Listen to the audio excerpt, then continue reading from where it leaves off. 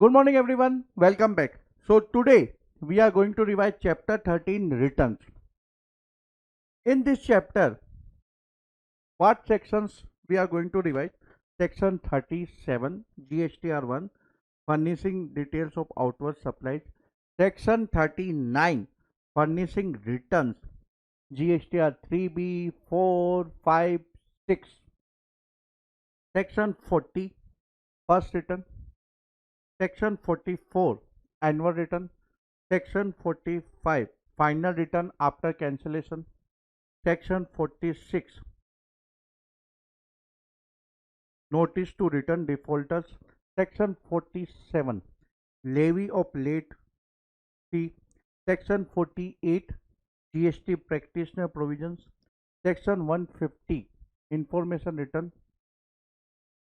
And finally section 123 penalty for failure to furnish information return. आप लोगों को ये तो मालूम है कि जीएसटी के अंदर जो रिटर्न सिस्टम है वो ऑनलाइन है। तो मैं नॉर्मली जो रेगुलर लेक्चर होता है उसके अंदर स्टूडेंट को बेसिकली एक्सप्लेन करता हूँ GSTR1 and 3B offline utility. तो आप लोगों को भी मैं यही सजेस्ट करूंगा कि कॉमन पोर्टल पर जाइए और जो एक्सेल ऑफलाइन यूटिलिटी फाइल है GSTR1 की एंड 3B की वो डाउनलोड कीजिए and just go through that. Just go through that. It is going to much easier when you are going to go through that, and after that you are going to see the provisions of section. Written chapter कितना important है from exam point of view? For me it is not important. क्यों? क्योंकि हम सब जानते हैं कि जब से जीएसटी इंप्लीमेंट हुआ है return is in big mess. In fact, I tell my student it is login logout game. You are going to go to the common portal trying to log in. Common portal is going to throw you away. So that's why normally I say it is login logout game. Return system in GST is in big mess. और हम जानते हैं कि government ने propose भी किया नया return system, लेकिन वो कब आएगा हम लोग नहीं जानते. ठीक है, तो इसलिए आईसीआई को तो ये सब मालूम है. तो रिटर्न के चैप्टर से वो क्वेश्चन पूछेगी सिग्निफिकेंट मार्क्स के, मेरे को डाउट है इसके ऊपर. तो आपको क्या करना है, क्योंकि स्टूडेंट मेरे को ये भी पूछते टेलीग्राम पे, सर फिर हम लोग रिटर्न चैप्टर में पढ़े क्या? तो जो मैं अभी आपको करवा रहा हूं I think that is going to be more than sufficient in return chapter. तो ये वीडियो देख लो, आप ऑफलाइन यूटिलिटी देख लो, GSTR1 and 3B. I think that is going to be more than sufficient. Chapter 13 return जहां start होता है पेज नंबर 282 मेरी बुक के अंदर, उसके अंदर आप देखोगे कि एक टेबल बनाई गई है कि कौन कौन से रिटर्न्स या स्टेटमेंट पर्सन को फर्निश करना पड़ता है और उसकी ड्यू डेट क्या है. वो रिटर्न या स्टेटमेंट, रिमेंबर जैसे GSTR1 स्टेटमेंट है, रिटर्न क्या है GSTR3B.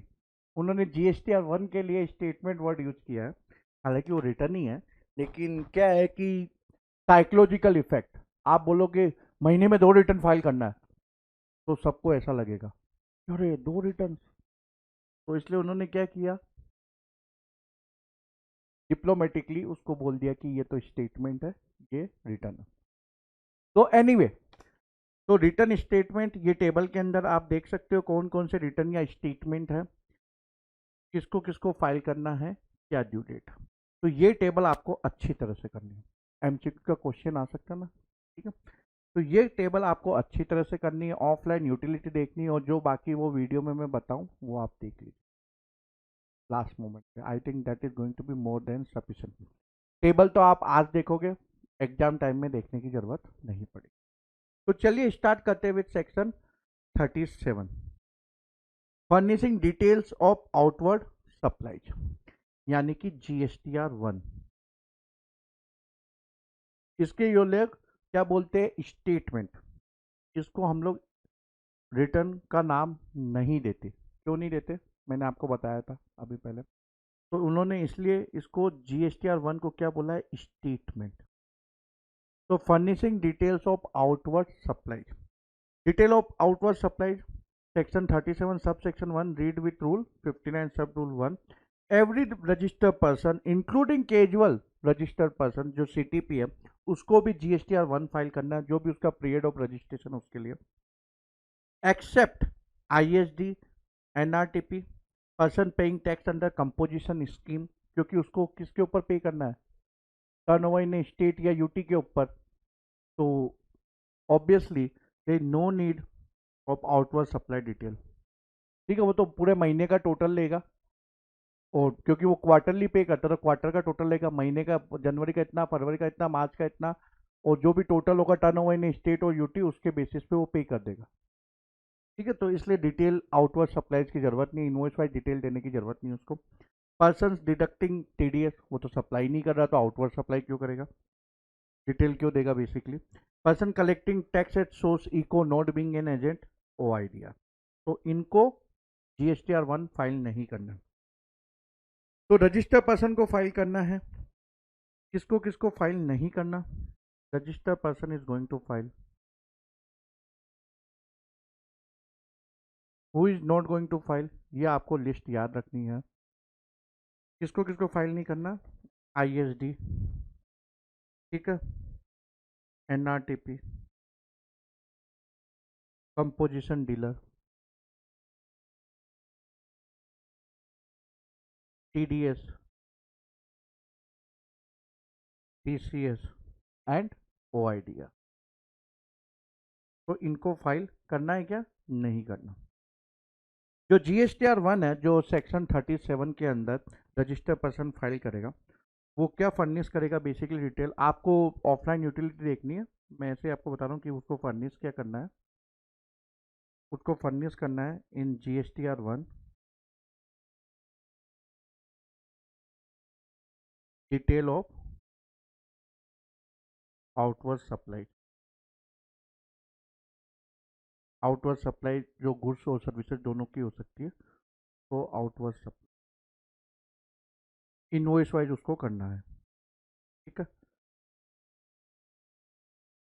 इनवॉइस वाइज करना है, लेकिन बी टू सी के अंदर कुछ रिलैक्सेशन गवर्नमेंट ने दिया है, तो हम इसको फर्दर ब्रेकअप करते हैं।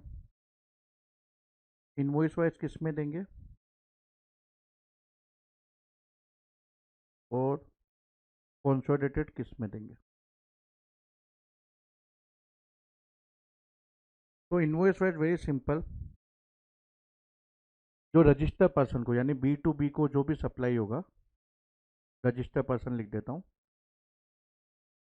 उसमें इनवॉइस वाइज कितने की भी सप्लाई हो, 1 रुपये की हो, 1 करोड़ की हो, इनवॉइस वाइज डिटेल।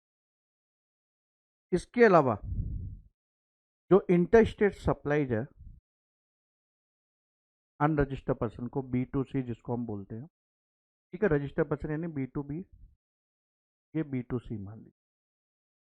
ठीक है, इंटर स्टेट सप्लाईज अगर वो invoice value is more than 2,50,000, तो इनवॉइस वाइज डिटेल देनी है। इसको हम इंटरलिंक कर सकते हैं, जो हमने चैप्टर 10 के अंदर रिवीजन किया था, remember, consolidated revise tax invoice, ये रिवीजन किया था ना हमने। तो इसके अंदर क्या था, B to C supply inter state no limit, consolidated revise tax invoice B to C supply inter state, तो डज नॉट एक्सीड 2,50,000, तो स्टेट वाइज डिटेल दे सकता है बंदा, कंसोलिडेटेड मतलब रिवाइज टैक्स इनवॉइस रेज कर सकता है। और अगर 2,50,000 से ज़्यादा है तो उसको सेपरेटली इनवॉइस इशू करना है, तो इसको हम डायरेक्टली लिंक कर सकते हैं रिटर्न के साथ में, ऑब्वियसली लिंक तो होना ही चाहिए। कंसोलिडेटेड कहाँ दे सकता है वो, इंट्रा स्टेट हो गया एक तो इंट्रा स्टेट के मामले में तो तारीख कोई लिमिट नहीं। ठीक है, इंटर स्टेट के मामले में क्या करना है, स्टेट वाइज देना है, और जिन इनवॉइसेस की वैल्यू इक्वल टू या लेस देन 2,50,000 है, तो उसकी वो कंसोलिडेट दे सकता है। ठीक है, अगर इससे ज़्यादा है इनवॉइस की वैल्यू तो इनवॉइस वाइज डिटेल देनी, इसके अलावा उसको डेबिट नोट क्रेडिट नोट की भी डिटेल देनी। ठीक है, तो ये जीएसटीआर 1 है बेसिकली। अब GSTR 1 ड्यू डेट क्या है? ड्यू डेट क्या है? 10th। तो जनवरी का हम लोग कब तक फाइल करेंगे? 10th ऑफ फॉलोइंग मंथ, यानी कि फरवरी। 11 to 15 के बीच में GSTR 1 फाइल नहीं हो सकता। ओके, उसके बाद आप फाइल कर सकते हो, ना? तो उसके बाद आप फाइल कर सकते हो, लेकिन 11 to 15 के बीच में नहीं हो सकता। क्यों? क्योंकि जो गवर्नमेंट ने सेक्शन 38 के अंदर GSTR 2 प्रपोज किया था, उसके तो ये डेट छोड़ी गई थी कि भाई GSTR 2 की जो ड्यू डेट है वो 15 था। हालांकि वो लाइव नहीं है, आपके आउट ऑफ सिलेबस भी है। तो डिटेल लेक्चर के अंदर तो मैं समझाता हूँ, जो मेरा रेगुलर लेक्चर होता है कि GSTR 2 कैसे काम करता है, क्या मतलब क्या उनका प्रपोज सिस्टम था और क्यों वो इम्प्लीमेंट नहीं हुआ। रिवीजन लेक्चर्स में मेरे हिसाब से इसकी जरूरत नहीं है। ठीक है, क्लियर? अब मान लीजिए कोई गलती हो गई, तो एक तो कमिश्नर एक्सटेंड कर सकता है ड्यू डेट। आज से तक शुरू से लेकर आज तक तो एक्सटेंशन ही हुआ है। इसके अलावा आपको ये याद रखना है कि जो GSTR 1 की वो डिटेल देंगे, वो रिफ्लेक्ट किस में होगी? तो GSTR 1 में जो सप्लायर डिटेल फर्निश करेगा, वो जो रेगुलर रजिस्टर पर्सन है उसको GSTR 2A में मिलेगा। ठीक है, और जिसने कंपोजिशन स्कीम ऑप्ट की है उसको 4A में, और जो ISD है उसको GSTR 6। तो ये ऑटोमेटिकली जो इन्फॉर्मेशन है GSTR 1 सप्लायर फाइल करेगा, ये ऑटोमेटिकली इनको जो रेगुलर है रजिस्टर पर्सन को 2A में, जो कंपोजिशन है उसके लिए 4A बनाया गया है, और जो ISD है उसके लिए 6 है। अब जो GSTR 2A है November 20 वालों के लिए, रिमेंबर आपको ये इंटरलिंक करना है कि भाई सप्लाई ने डिटेल फर्निश की, आप मैक्सिमम इनपुट टैक्स क्रेडिट कितना ले सकते हो? पेज नंबर 169 एंड 170, रूल 36 सब रूल 4 जो हमने डिस्कस किया था। किसके अंदर डिस्कस किया था? इनपुट टैक्स क्रेडिट के चैप्टर के अंदर। तो 10%। तो आपको क्या करना, GSTR 2A में जो भी रिफ्लेक्ट हो रहा है उसका बेसिकली मान लीजिए 100 रुपीज रिफ्लेक्ट हो रहा है, तो मैक्सिमम रजिस्टर पर्सन कितना ले सकता है? 110। ठीक है, कंपोजिशन स्कीम वाले किस में रिटर्न फाइल करते हैं? उनका बेसिकली जो रिटर्न है वो GSTR 4 है, इसलिए उनको इन्फॉर्मेशन मिलेगी ऑटोमेटिकली 4A के अंदर। और ISD वाला GSTR 6 फाइल करता है, इसलिए 6 है। तो जो भी GSTR 1 फाइल करेगा और जो भी इंफॉर्मेशन वो इनवॉइस वाइज देगा, वो ऑटोमेटिकली पोर्टल ट्रांसफर कर देगा रेस्पेक्टिव रेसिपिएंट के फॉर्म के अंदर। ठीक है, ये हो गया। गलती मिलती है, करेक्शन कर सकते हो। करेक्शन करने का टाइम पीरियड क्या है? वही अपना सितंबर या एनुअल रिटर्न। तो कुछ गलती मिल गई रिटर्न फाइलिंग के अंदर, मतलब आपने जो भी ये सॉरी रिटर्न नहीं स्टेटमेंट फाइल किया, बाद में आपको रियलाइज हुआ कि उसमें कुछ मिस्टेक रह गई है, तो प्रायर पीरियड अमेंडमेंट जो टेबल है, आप जब ऑफलाइन यूटिलिटी देखोगे तो आप देखोगे हर फील्ड के बाद, मतलब मान लीजिए आप इनवॉइस या इनवॉइस की डिटेल अपलोड कर रहे हो, तो उसके बाद इनवॉइस की B2B है तो बाद में अमेंडमेंट टेबल उसकी मिलेगी आप। ठीक है, तो वो आप अमेंडमेंट कर सकते हो। टाइम लिमिट वही सितंबर, यानी इसमें सितंबर का याद रखना 10 अक्टूबर होगा, क्योंकि GSTR 1 की ड्यू डेट क्या है? By 10th of following month and date of filing of relevant annual. आपको एक बात और ध्यान रखनी है कि GSTR 1 के अंदर गवर्नमेंट ने कुछ रिलैक्सेशन भी दिया है कि भाई जिनका aggregate turnover is up to 1.5 crore उनको क्वार्टरली फाइल करना है, और जिसका इससे ज़्यादा है उसको क्या करना है? मंथली बेसिस पे फाइल करना। HSN कोड की डिटेल जो हमने इनवॉइस के चैप्टर में देखी थी कि भाई इनवॉइस में आपको कितना मेंशन करना है? 0, nil, if aggregate turnover is up to 1.5 crore, more than 1.5 crore and up to 5 crore 2 digit, and more than rupees 5 crore then 4 digit। तो वही जो इनवॉइस इशू करते समय आपको HSN कोड जो डिटेल देनी है वही यहाँ भी मेंशन की। तो इनवॉइस के चैप्टर में जो हमने प्रोविजन पढ़ा था वो रिटर्न में भी, कि रिटर्न में भी इतनी डिजिट तक आपको इंफॉर्मेशन देनी है। आपको जो मैंने पहले बोला था वो याद रखना है कि जिसका aggregate turnover is up to 1.5 crore, he need to file GSTR 1 on quarterly basis and others need to file on monthly basis. अब जब वो क्वार्टरली फाइल करेगा, मान लीजिए एक रजिस्टर्ड पर्सन है, वो सप्लायर ले रहा है एक सप्लायर से जिसका टर्नओवर 1.5 करोड़ है, तो वो क्वार्टरली फाइल करेगा जीएसटीआर 1। लेकिन जो उससे सप्लाई ले रहा है रेसिपिएंट, जिसको आईटी से क्लेम करना है, तो उसके तो मंथली बेसिस पे 2A के अंदर आएगा नहीं, मंथली बेसिस पे 2A के अंदर नहीं आएगा ना। तो जो रूल 36 सब रूल 4 है उसका क्या होगा, 10%। कोई क्लैरिटी नहीं है, तो जो जीएसटीआर 2A के अंदर रिफ्लेक्ट होगा उसको उसका 10% लेना। लेकिन भाई ये तो क्वार्टरली फाइल करेगा, तो obviously the registered recipient is going to suffer if he is taking supply from supplier who has aggregate turnover of less than 1.5 crore. ठीक है, तो ये जीएसटीआर 1 है। फिर section 38 out of syllabus why, very simple, because GSTR 2 is not live. So now section 39 furnishing of returns, GSTR 3B. So GSTR 3B is prescribed for all the registered person other than an ISD, NRTP, composition taxpayer, a person deducting TDS, e-commerce operator जिसको TCS है, मतलब TCS collect करके deposit करना है, and supplier of OIDR services. इसके अलावा सबको GSTR 3B file करना है। जीएसटीआर 3 लाइव नहीं है, GSTR 3B is the return. GSTR 3B need to be submitted on monthly basis. तो मंथली बेसिस पे ड्यू डेट क्या है, 20th। अब इसमें आपको खास तौर पे ये बात भी ध्यान रखना है जो हमने डिस्कस की थी कि GSTR 1 turn over 1.5 crore, he can submit quarterly statement GSTR 1, लेकिन उसको रिटर्न मंथली बेसिस पे फाइल करना है। आउटवर्ड सप्लाई की डिटेल वो क्वार्टरली बेसिस पे दे सकता है, लेकिन रिटर्न उसको भी मंथली बेसिस पे फाइल करना है।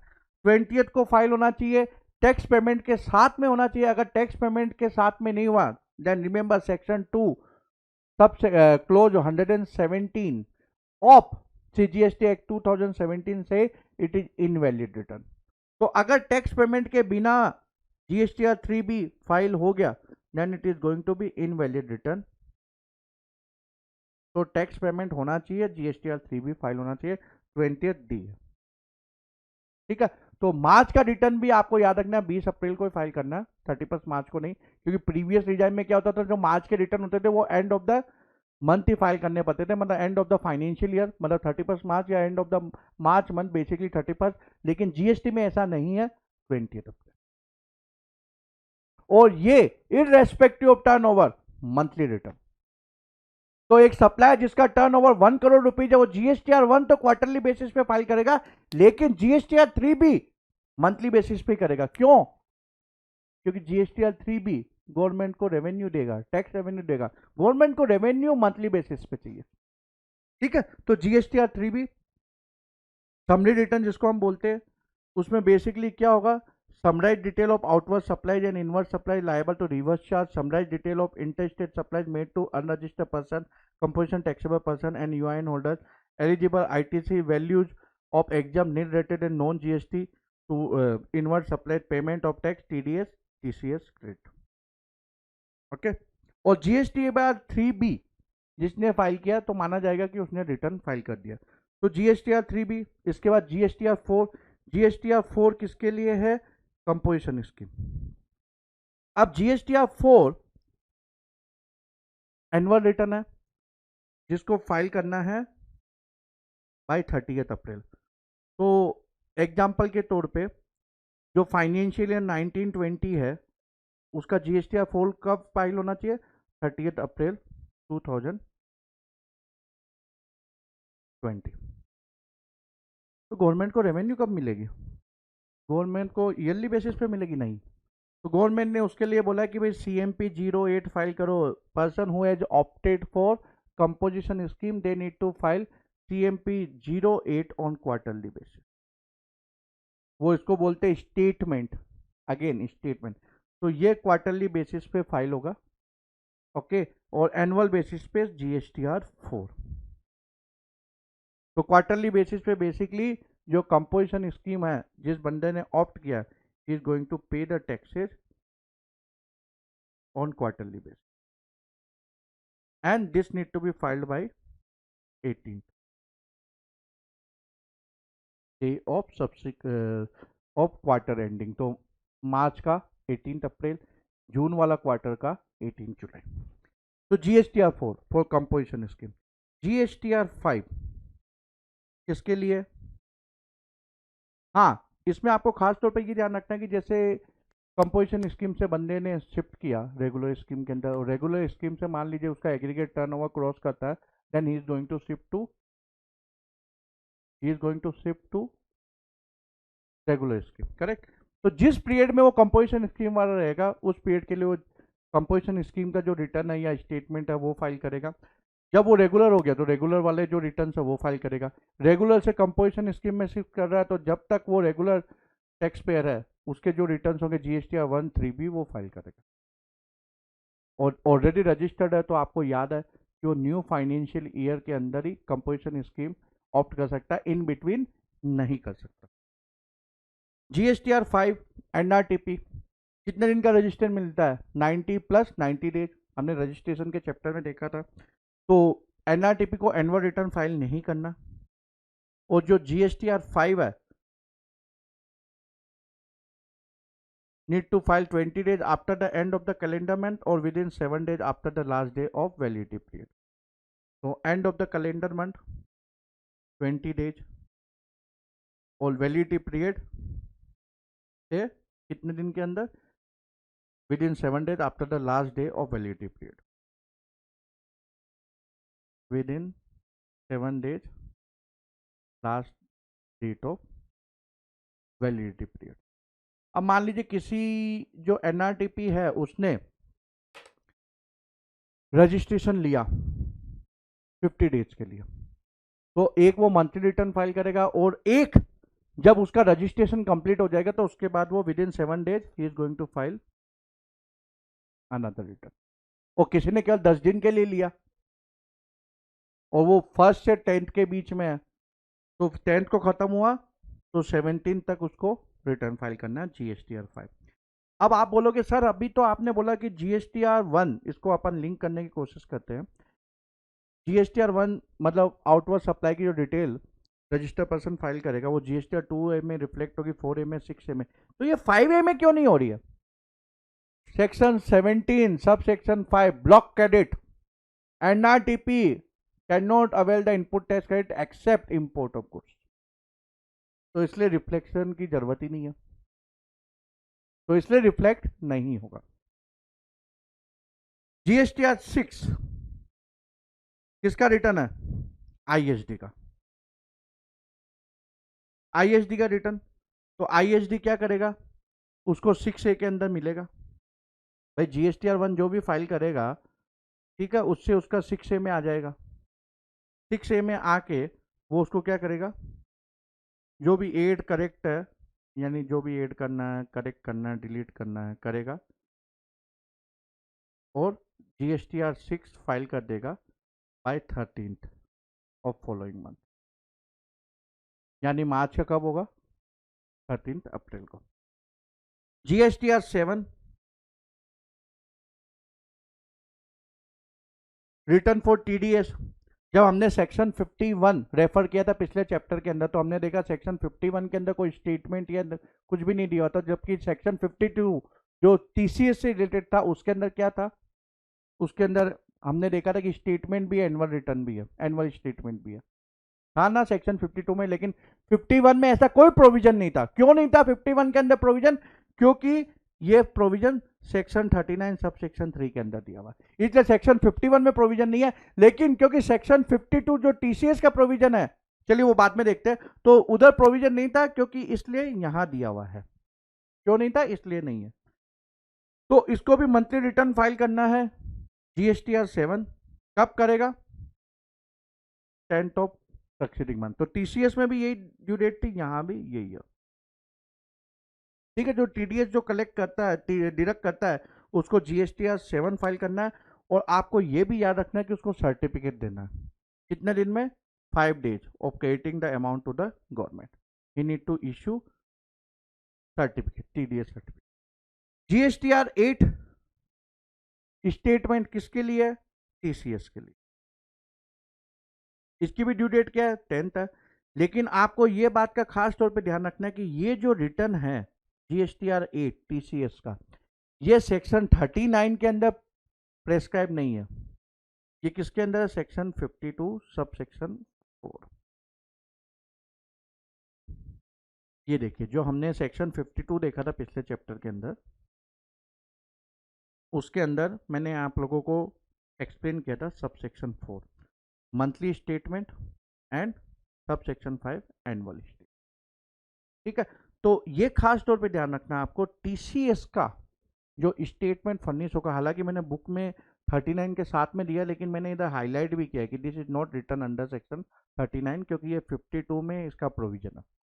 तो मंथली 10th और ईयरली भी उसको देना है 31st, but according to section 52।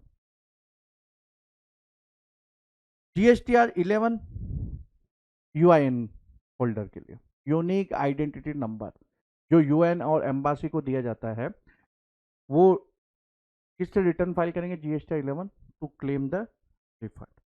Okay, अब कुछ गलती हो जाती है, देयर इज ए मतलब mistake in return, then according to section 39 sub section 9, वो टाइम लिमिट। लेकिन ये मिस्टेक आप कब नहीं ठीक कर सकते? When rectification on account of scrutiny, audit, inspection और एनफोर्समेंट एक्टिविटीज, तो वो फिर प्रॉपर ऑफिसर आपको ऑर्डर देगा।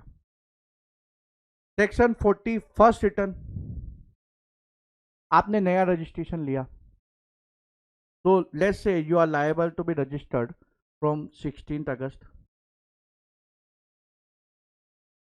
Okay, so you are liable to be registered from 16th August, so you need to apply within 30 days according to section 25।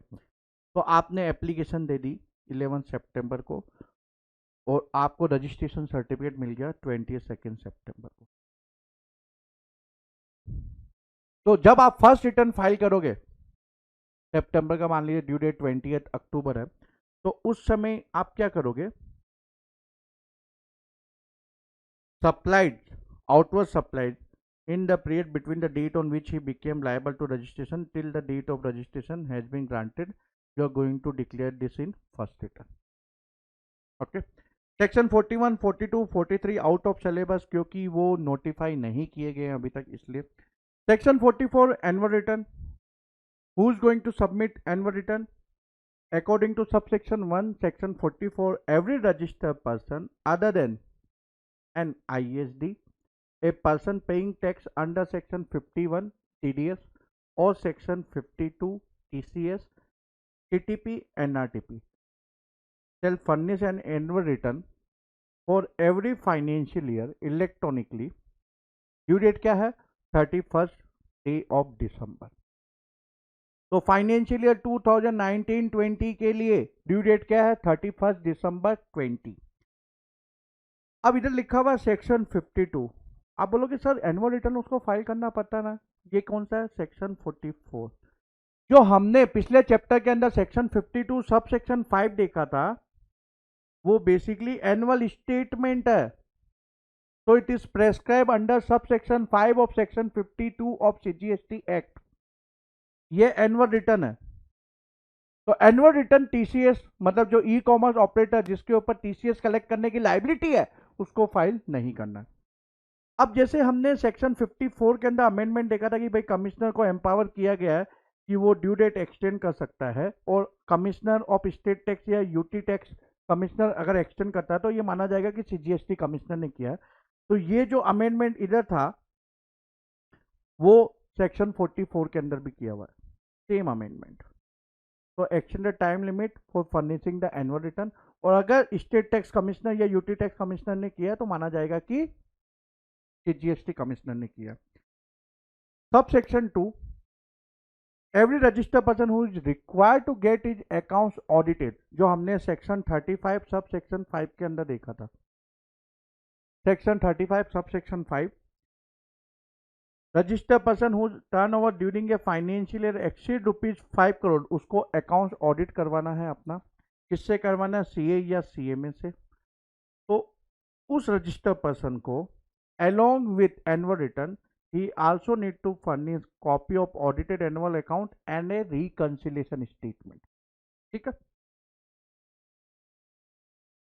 हमने section 35 sub section 5 में ये भी देखा कि जिनको सेंट्रल गवर्नमेंट या local authority who is subject to CAG audit or an auditor appointed for auditing the accounts of local authority, उनकी audit वापस सीए या सीएमए नहीं करेगा। ठीक है, तो यही वापस लिखा। इसके अलावा जो OIDR है,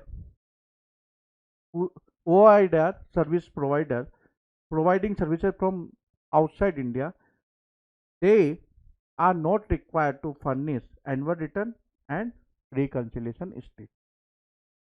Section 45 final return, person who is required to furnish return under section 39 subsection 1 और उसका रजिस्ट्रेशन कैंसिल हो गया है, he is going to furnish final return, final हिसाब किताब करने की बारी है। he is going to furnish within 3 months of the date of cancellation or date of order of cancellation whichever is later, उसको फाइनल रिटर्न फाइल करना है इन GSTR 10। Section 46, जिसने सेक्शन 39 वाला जैसे GSTR 3 भी रिटर्न फर्निश नहीं किया, ये फेल टू फर्निश या एनुअल रिटर्न या फाइनल रिटर्न फर्निश नहीं किया है, तो उसको नोटिस इशू किया जाएगा that please furnish such return within 15 days in such form and manner as may be prescribe, उसको नोटिस इशू किया जाएगा। सेक्शन 47, टाइम ड्यू डेट पे रिटर्न फर्निश नहीं हुआ, देन लेवी ऑफ लेट फी।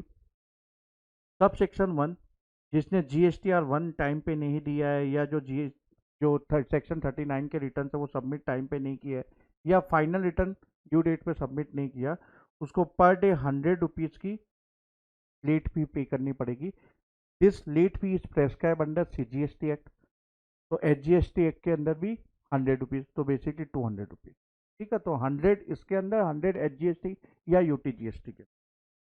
तो ये तो अपना जो GSTR 3 भी उनकी बात हो गई फाइनल रिटर्न की। इसके अलावा subsection 2, person who fail to furnish annual return, उसको भी लेट फी पे करनी 100 rupees per day and maximum is here 0.25% of his turnover.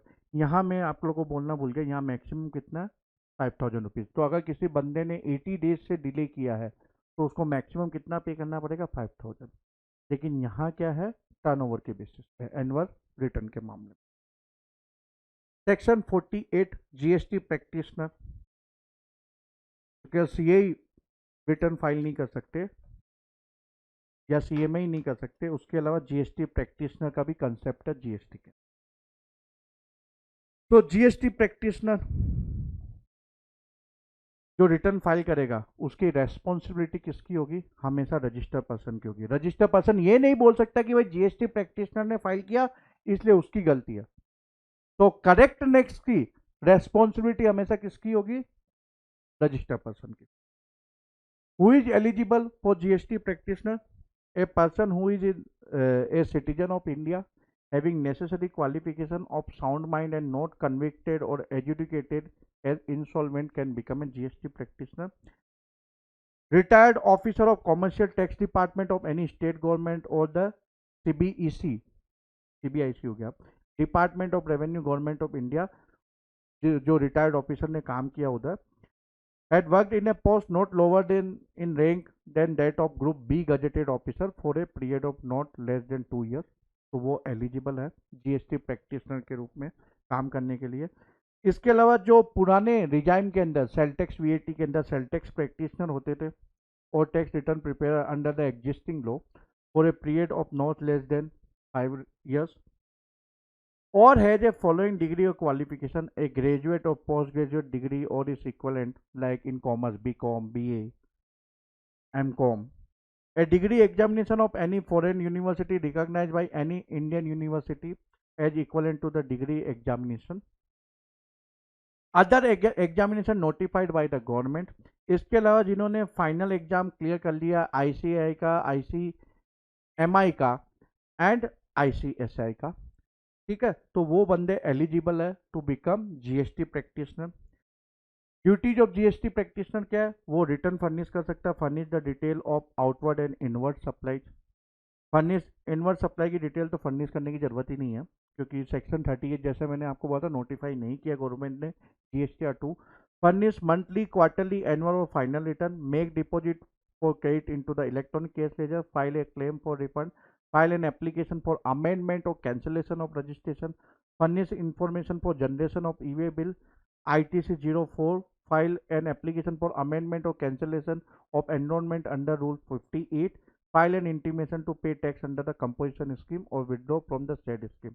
लेकिन अगर वो रिफंड क्लेम का एप्लीकेशन दे रहा है या एप्लीकेशन फॉर अमेंडमेंट और कैंसिलेशन का दे रहा है या intimation to pay tax under composition scheme या विड्रोवल कंपोजिशन स्कीम थे, तो such request is going to be forwarded to register person and he need to give his consent.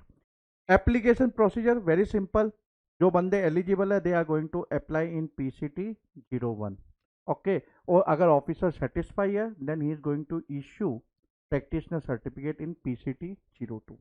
आपको प्रेस्क्राइब फॉर्म लिखना है एग्जाम के अंदर। Validity of licence, it is going to be valid until cancel by the relevant authority means proper officer, लेकिन उनको time to time exam pass करना पड़ेगा, okay, जो भी कमिश्नर नोटिफाई करता है। जब GST प्रैक्टिशनर रिटर्न फाइल करेगा तो क्या होगा, वो ऑटोमेटिकली रजिस्टर पर्सन के कंफर्मेशन के लिए रुकेगा और रजिस्टर पर्सन को बेसिकली इंटीमेट किया जाएगा थ्रू ईमेल एंड SMS। अगर register person last date of furnishing जो भी है रिटर्न या स्टेटमेंट की, जब तक वो रिप्लाई नहीं करता है तो जो रिटर्न GST प्रैक्टिशनर ने सबमिट किया, फर्निश किया, वो ऑटोमेटिकली फाइल्ड हो जाएगा, ठीक है।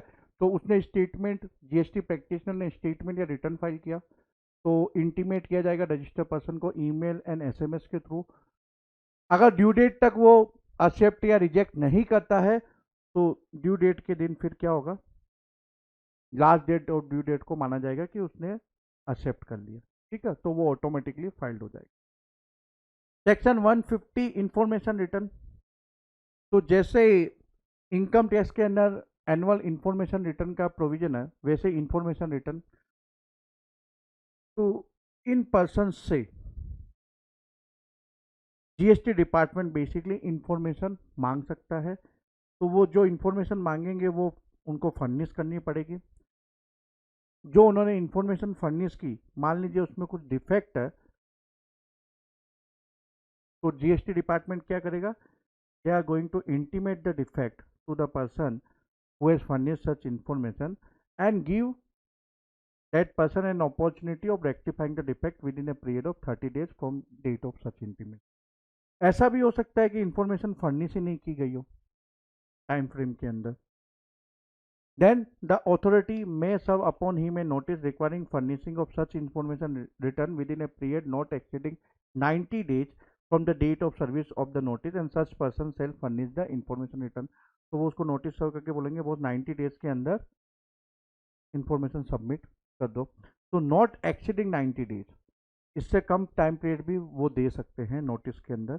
और बंदे ने फिर भी फर्निश नहीं की तो सेक्शन 123 के अंदर they can levy penalty 100 rupees for each day, जो भी डिले है, मैक्सिमम 5000 रुपीज।